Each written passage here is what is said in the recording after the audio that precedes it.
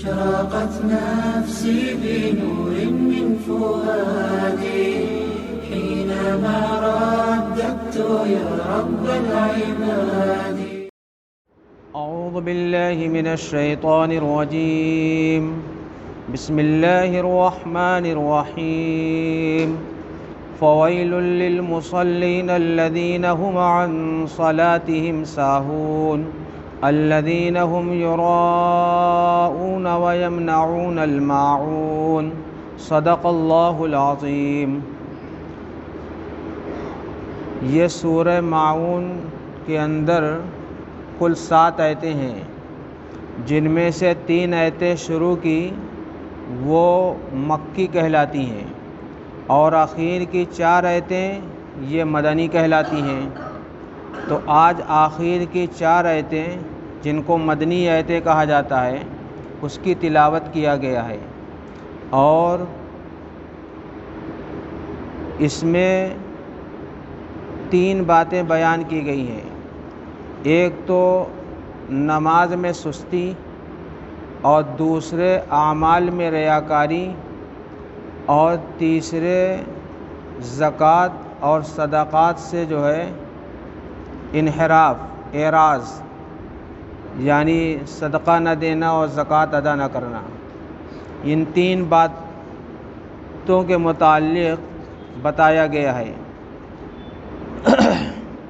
تو سب سے پہلی بات فویل للمصلین، کہ ہلاکت ہے ان نماز پڑھنے والوں کے لیے الذین هم عن صلاتهم ساہون، جو اپنی نماز سے غافل ہیں. وہ لوگ جو اپنے اعمال کو دکھلاوے کے لیے کرتے ہیں اور زکوٰۃ ادا نہیں کرتے. یہ ترجمہ ہوا. اب اس میں ایک بات ہے کہ نماز سے غفلت کرتے ہیں، تو نماز سے غفلت کا مطلب کیا ہے؟ تو مفسرین نے کئی معنی بیان کیے ہیں. ان میں سے ایک مطلب تو یہ ہے نماز سے غفلت کا کہ وقت پر نماز نہ پڑھنا، دیر سے پڑھنا، یعنی وقت جب ختم ہونے لگے تب پڑھے. جیسے آپ جمعے میں دیکھیں کہ جن جگہوں پہ نماز 2:30 بجے ہے وہاں بھیڑ بہت رہتی ہے. اگر 3 بجے کر دیں تو اور بھیڑ ہو جائے. سمجھے آپ؟ تو نماز دیر سے جو لوگ پڑھتے ہیں یہ اچھی بات نہیں ہے. ہاں یہ الگ بات ہے کہ وہ ضرورت کے تحت کہیں 2:30 بجے کہیں 2:45 بجے کر دیا جائے. اگر لاچار اور مجبور آدمی بیچارہ کسی وجہ سے پھنس گیا، کہیں نہیں پڑھ پایا، تو وہ ایسے لوگ پڑھ لیں. لیکن اسی کو معمول بنا لینا دیر سے پڑھنا، کہ بس دیر ہی والے میں پڑھیں گے، تو یہ اچھی بات نہیں ہے. تو ایک تو مطلب یہ ہے کہ نماز کو وقت پر نہ پڑھے، دیر سے پڑھے. اور دوسرا مطلب یہ ہے کہ نماز کے اوقات کی خبر نہ رکھے. یہ مطلب اذان کی آواز سنا تو ٹھیک ہے، اور نہیں سنائی دی تو نماز ہی گول کر دیا، کوئی بات ہی نہیں. کہا کہ آواز ہی نہیں آئی، تو آواز نہیں آئی تو نماز بھی نہیں پڑھیں گے. تو یہ جو ہے یہ بھی جو ہے اس میں داخل ہے، نماز کی غفلت میں داخل ہے. اور تیسرا مطلب یہ ہے نماز کو قضا کر کے پڑھنا. جیسے ظہر چھوڑ دیا، عصر چھوڑ دیا، اور مغرب کے بعد جو ہے مغرب کے ساتھ ظہر عصر کو پڑھا، تو اس کو کہتے ہیں قضا کر کے پڑھنا. تو نمازوں کو پہلے قضا کرتا ہے پھر بعد میں ادا کرتا ہے، یہ بھی اس میں داخل ہے.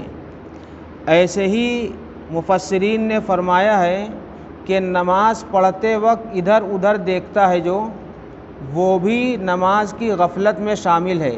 اللہ تعالیٰ کی یہ جو وعید ہے نا، اس میں شامل ہے. بہت سے لوگ جو ہے نماز میں نیت باندھ لیتے ہیں لیکن ہر آنے والے کو دیکھتے رہتے ہیں. سمجھے آپ؟ اور امام کی آواز پہ وہ رکوع سجدہ نہیں کرتے ہیں، بلکہ پہلے اچک کے دیکھتے ہیں امام سجدے میں گیا کہ نہیں گیا، پھر خود جاتے ہیں.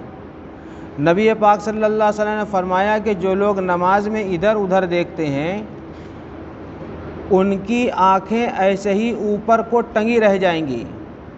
ہاں، یہ حدیث میں ہے۔ اس لیے نماز کو بہت توجہ کے ساتھ ادا کرنا چاہیے۔ اسی وجہ سے قبلے کی دیوار پہ کوئی اچھا سا کیا کہتے ہیں قطبہ لگانا اور جو ہے کوئی چیز لکھ کے ٹانگنا، کوئی جو ہے جنتری فریم یہ سب ٹانگنا جو ہے منع ہے۔ کیوں؟ اس لیے کہ کسی وقت بھی نمازی کی توجہ اس لکھی ہوئی دیوار کے مضمون پہ جا سکتی ہے تو اس کی نماز کا خشوع و خضوع ختم ہو جائے گا، اس لیے منع ہے۔ تو نماز کو پوری توجہ کے ساتھ جو ہے پڑھنا چاہیے۔ نماز میں غفلت بالکل نہ کرے کہ اس کو رکعت کی کوئی پرواہ نہ رہے، رکعت کی کوئی پرواہ نہ رہے تو وہ بھی اس وعید میں داخل ہے۔ اور ایسے ہی جو لوگ نماز سستی کے ساتھ پڑھتے ہیں، بڑی سستی کے ساتھ پڑھتے ہیں، ساری مصیبت جو ہے ان کو جو آتی ہے وہ نماز ہی کے وقت آتی ہے۔ اور بہت سے لوگ نماز دکھلاوے کے لیے پڑھتے ہیں، وہ بھی اس میں شامل ہیں۔ البتہ ایک مسئلہ سمجھ لیجئے کہ بہت سے امام لوگ نماز پڑھاتے ہوئے رکعت بھول جاتے ہیں تو وہ لوگ اس وعید میں داخل نہیں ہیں، اس لیے کہ وہ جو سہو ہوتا ہے وہ انسانی تقاضا ہے، بشر ہیں۔ خود نبی پاک صلی اللہ علیہ وسلم سے کئی مرتبہ ایسا ہوا کہ آپ رکعت بھول گئے، صحابہ نے پیچھے سے لقمہ دیا، تو ایسی چیز جس پہ وعید ہو اور گناہ ہو وہ نبی سے کبھی ہو نہیں سکتی۔ نبی معصوم ہوتے ہیں، نبی سے وہ عمل کبھی سرزد ہو ہی نہیں سکتا۔ تو نبی نے رکعت بھول گئے، اس کا مطلب یہ ہے کہ یہ اس وعید میں شامل نہیں ہے اور یہ گناہ نہیں ہے۔ اور خود نبی پاک صلی اللہ علیہ وسلم نے فرمایا ایک مرتبہ کہ دیکھو میں بھی تم لوگوں کی طرح بشر ہوں، اگر مجھ سے کچھ بھول ہو جائے تو تم لوگ پیچھے سے لقمہ دے دیا کرو۔ اور بعض لوگ ایسے بھی ہیں جو نماز میں بالکل متوجہ نہیں رہتے، نماز میں بالکل حاضر نہیں رہتے لیکن لقمہ دے لیتے ہیں۔ سمجھے آپ؟ ایک تاجر کا واقعہ مشہور ہے، ظہر یا عصر کی نماز امام صاحب پڑھا رہے تھے، عصر کی نماز پڑھا رہے تھے امام صاحب، اور جو ہے 3 رکعت پہ بیٹھ گئے تو مسجد سے کسی نے لقمہ نہیں دیا، اس تاجر نے لقمہ دے دیا۔ اللہ اکبر کا امام صاحب کھڑے ہو گئے، انہوں نے نماز پوری کر لی 4 رکعت۔ تو جب امام صاحب نے اس کی تعریف کی تو اس نے کہا امام صاحب ایسا ہے کہ میری 4 دکانیں ہیں، ہر رکعت میں ایک دکان کا حساب کرتا ہوں، آج ایک دکان کا حساب رہ گیا تھا تو میں سمجھ گیا کہ 1 رکعت آپ نے کم پڑھائی ہے۔ سمجھے آپ؟ تو اس کی پوری توجہ اپنی تجارت میں تھی۔ تو کبھی کبھی وہ لوگ جو غفلت میں رہتے ہیں وہ بھی کوئی اچھا کام کر جاتے ہیں، تو اس کا یہ مطلب نہیں ہے کہ یہ بہت صحیح ہے۔ اصل تو دیکھیے نماز کا خشوع کا تعلق دل سے ہے، دل سے، دل اللہ کی طرف متوجہ ہونا چاہیے، سب سے اہم چیز یہ ہے دل۔ اسی وجہ سے قرآن میں اللہ تعالیٰ نے فرمایا ہے کہ جو نماز میں سستی کرتے ہیں وہ دراصل مسلمانوں سے ممکن نہیں ہے، وہ تو منافق کرتے ہیں۔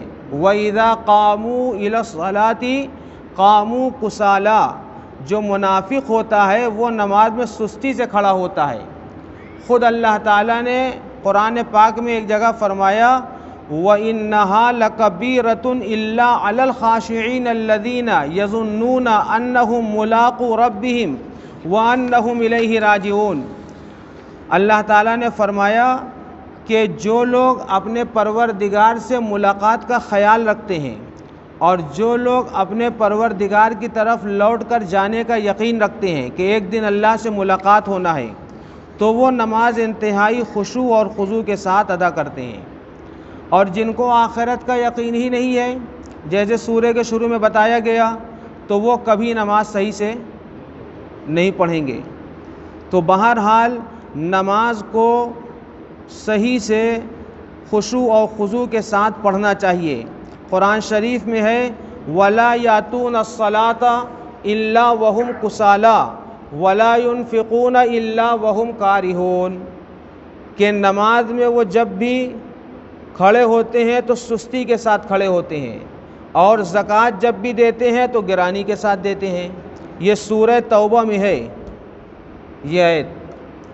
تو معلوم یہ ہوا کہ نماز کو انتہائی قاعدے سے ادا کرنا چاہیے۔ دیکھیے قرآن میں ایک جگہ جو ہے بہت سے نیک لوگوں کا تذکرہ کیا گیا ہے، سورہ مریم میں نبیوں کا اور اللہ کے نیک بندوں کا۔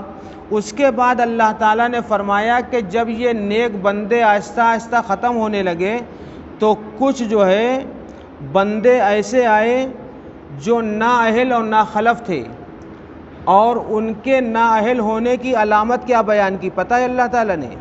اللہ تعالیٰ نے ان کے نااہل ہونے کی یہ علامت بیان کی کہ وہ نماز کو ضائع کرتے ہیں اور خواہشات کی پیروی کرتے ہیں۔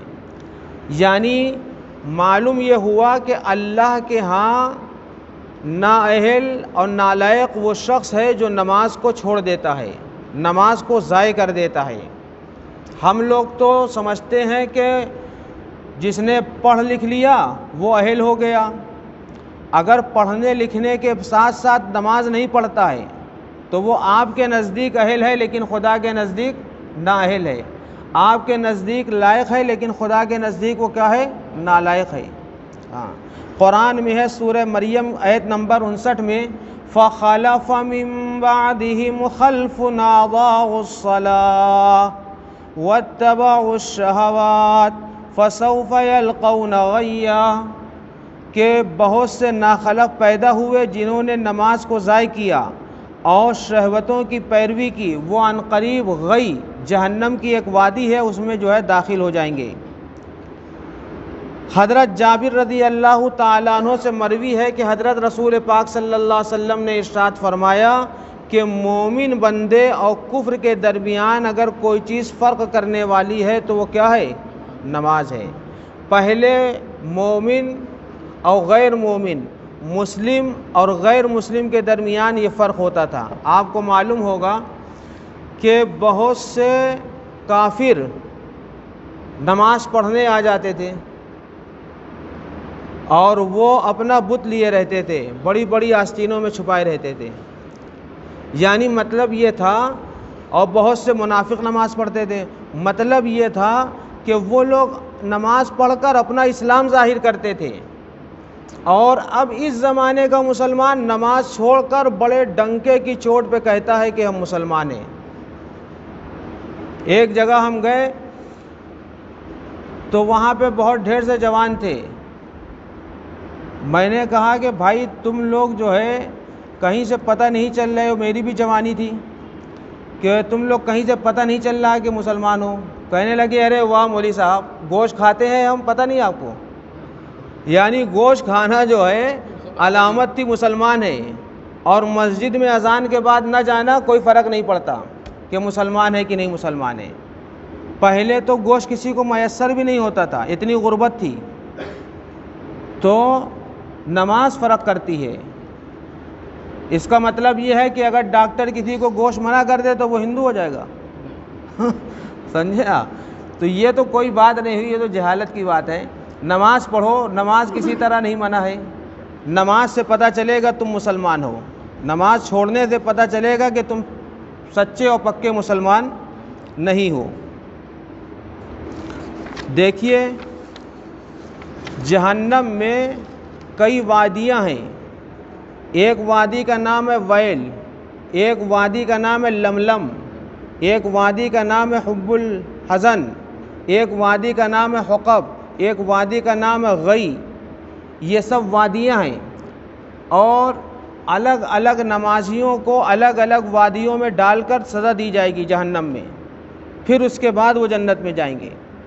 تو ابھی جو آپ نے پڑھا فویل للمصلین، ویل ہے نمازیوں کے لیے، تو ویل سے مراد ہلاکت کے بھی ہیں، سخت عذاب کے بھی ہیں، افسوس کے بھی ہیں، درد کے بھی ہیں، دکھ کے بھی ہیں، رنج کے بھی ہیں، ملال کے بھی ہیں، یہ سب معنی ہے۔ لیکن ان سب کے ساتھ ساتھ ایک وادی کا نام بھی ہے جو جہنم کے اندر ہے، اور اس میں سانپ و بچھو ہوں گے۔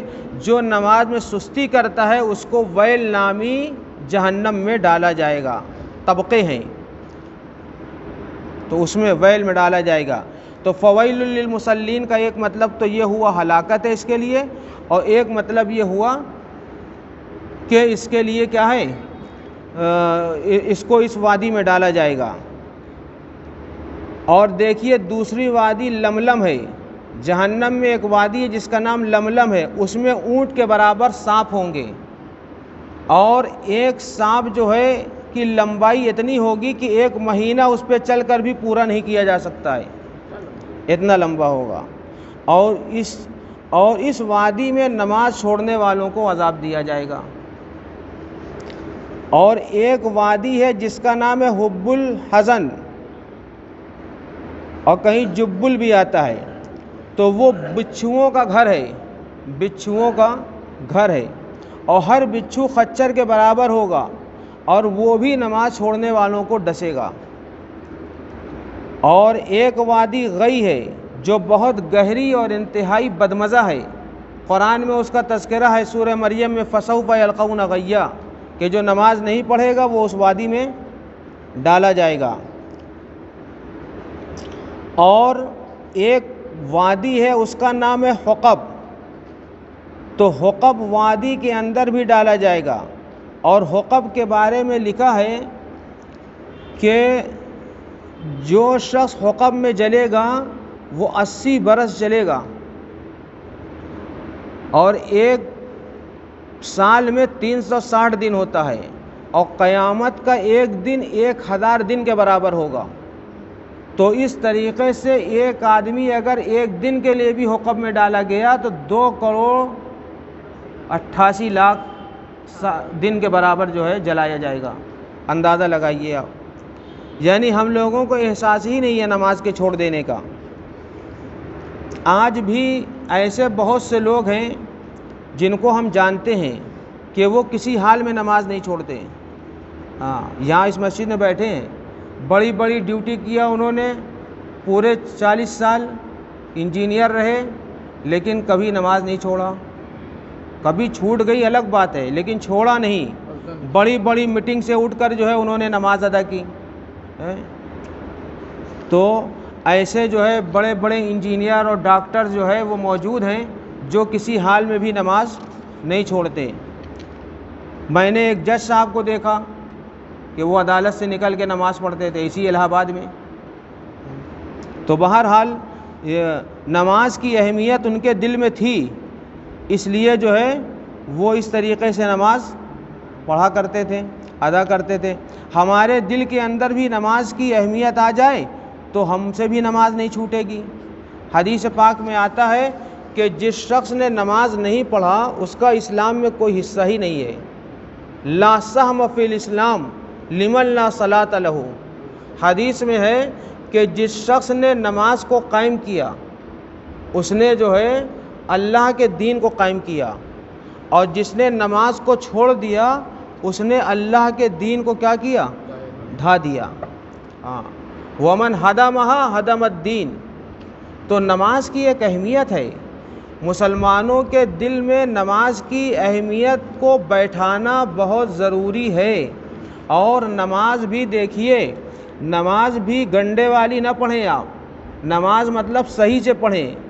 میں دیکھتا ہوں دنیا بھر میں کتنے بڑے بڑے عہدے والے ہیں، ہر سرکاری سروس میں جن کو سروس ملتی ہے چاہے جس ڈپارٹمنٹ میں ملے، میں نے سنا ہے کہ ان کی ٹریننگ ہوتی ہے، کوئی 1 ہفتے کے لیے، کوئی 1 مہینے کے لیے، حتیٰ کہ اس ملک سے دوسرے ملک میں جو ایمبیسڈر جاتا ہے تو اس کی بھی ٹریننگ ہوتی ہے پہلے۔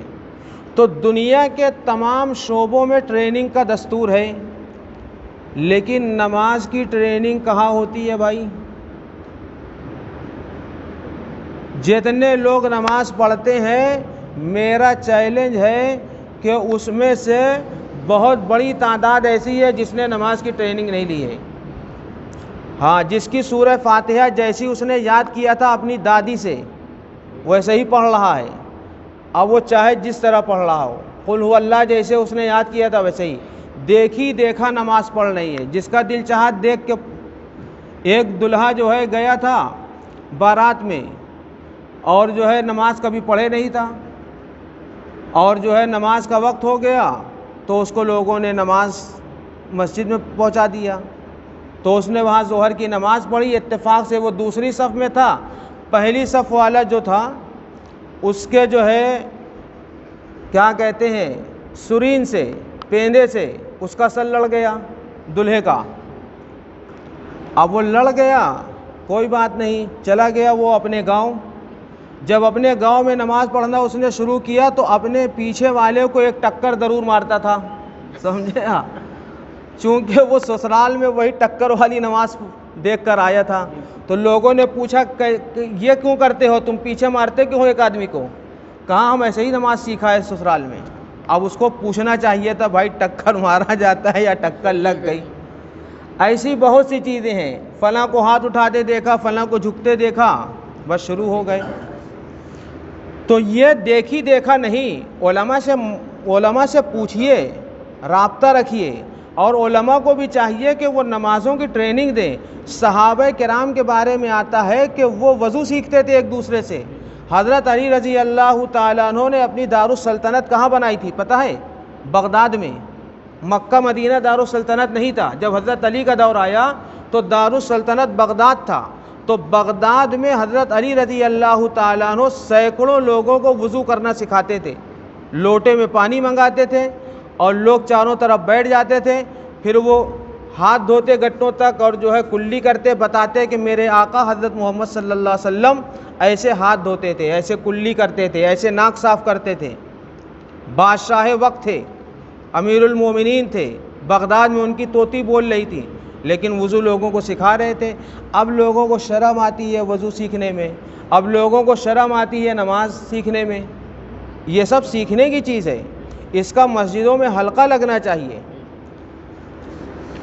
تو بہرحال نماز صحیح سے پڑھے۔ لوگ کہتے ہیں کہ نماز جو ہے اثر نہیں کرتی ہے، بہت سے لوگ ایسا ہے، لوگ کہتے ہیں کہ وہ نماز ہی پڑھتا ہے جھوٹ بھی بولتا ہے، وہ نماز ہی پڑھتا ہے فلاں کام گندہ بھی کرتا ہے، حالانکہ قرآن یہ کہتا ہے کہ ان الصلاۃ تنہا عن الفحشاء والمنکر، جو نماز پڑھے گا تو نماز اس کو برائی اور بے حیائی سے کیا کرے گی؟ روک دے گی۔ تو اب یہ روکتی نہیں ہے تو لوگ کہتے ہیں کہ نماز سے کوئی فائدہ نہیں۔ تو میں ان سے یہ پوچھتا ہوں کہ یہ بتاؤ کہ چینی اور گڑ اتنا زمانہ گزر گیا، میٹھا ہے یا کڑوا ہے؟ جیسے پہلے میٹھی چینی ہوتی تھی اور میٹھا گڑ ہوتا تھا ویسے ہی اب بھی ہے، اور جیسے مرچا پہلے کڑوا ہوتا تھا ویسے آج بھی کڑوا ہے۔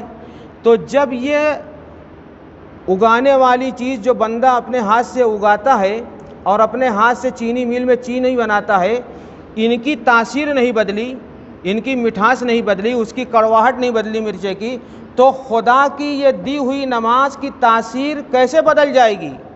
اس کی تاثیر ہے لوگوں کو نیک بنانا۔ جب آپ مرچے میں چینی زیادہ ڈال دیں گے تو مرچا بھی میٹھا ہو جائے گا، اور جب چینی میں مرچا زیادہ ڈال دیں گے تو چینی کڑوی ہو جائے گی۔ ایلوا ڈال دیں آپ شہد میں تو شہد کڑوا ہو جائے گا۔ ایسے کیمیکل، ایسی دوائیں آتی ہیں، ایلوا ایک پھل ہے۔ تو معلوم یہ ہوا کہ ہم نے اپنی نماز میں بہت کچھ ملا دیا ہے اول فول، اور یا نماز کے طریقے پر نہیں ادا کی جاتی ہے۔ اگر نماز جیسی ہے اسی طریقے پر نماز کو پڑھا جائے تو یقیناً نماز اپنا اثر دکھائے بغیر نہیں رہ سکتی۔ اور نماز ایک ایسی عبادت ہے اللہ تعالیٰ کی طرف سے جو انسان کی صحت کو بھی مینٹین رکھتی ہے، اور انسان کی لائف کو بھی، یعنی جو لائف وقت ہوتا ہے، اوقات، زندگی کے ٹائم، اس کو بھی فٹ رکھتی ہے۔ ہاں، بہت زبردست چیز ہے یہ نماز۔ اگر نماز کے ٹائم ٹیبل سے لوگ چلیں تو ان کے 24 گھنٹے کی روٹین بہت اچھی ہو جائے۔ ایسے جب چاہے اٹھتا ہے آدمی، لیکن جو فجر کا نمازی ہے اس کا ٹائم بندھا ہے، وہ فجر سے پہلے بھی کچھ لوگوں کا بندھا ہے تو اٹھ کے اس وقت بڑی عبادت کر لیتے ہیں. اور دیکھیے یہ جو تراویح ہے، تراویح میں شوگر والوں کے لیے تو بہت ہی مفید ہے. یہ پسینہ آ جاتا ہے اے سی کے باوجود. شوگر میں بتاتے ہیں کہ اتنا چلو کہ پسینہ آ جائے یا اتنا کام کرو کہ پسینہ آ جائے.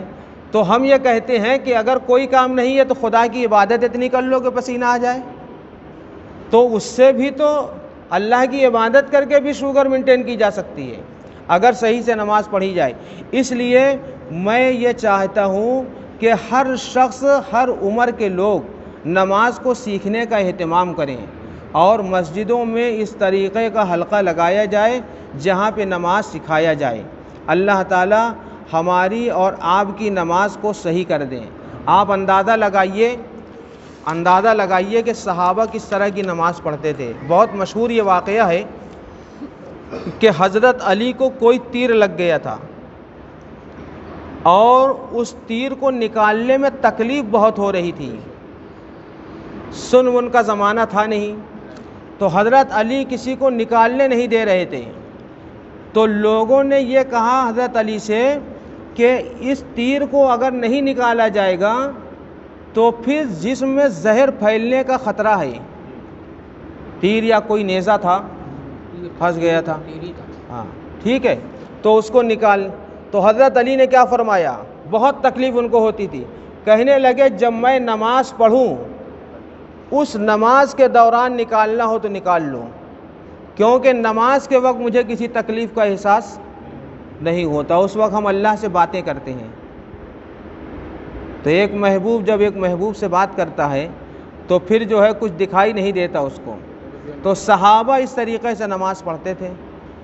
ہاں تو ایسی نماز پڑھیں اگر ہم لوگ تو دنیا میں انقلاب برپا ہو جائے. دنیا میں انقلاب برپا ہو جائے. یہ جتنی آنے والی پریشانیاں ہیں نا یہ سب خس و خاشاک گرد و غبار کی طرح اڑ جائیں گی. تو اب مسلمانوں کو مل جل کر محنت کرنا ہے صرف کس بات پر؟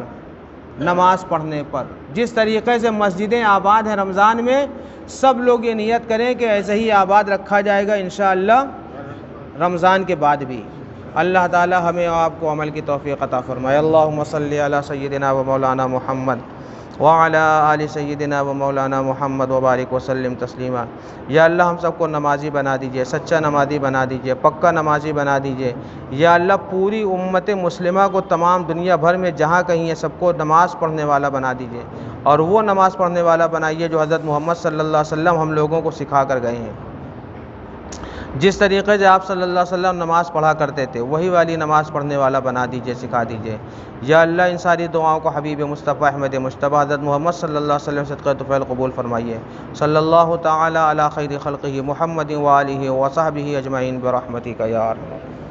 اشرقت نفسي بنور من فؤادي حينما رددت يا رب العباد وانتشت روحي وصار الدمع يجري يا إلهي خذ بقلبي للرشاد.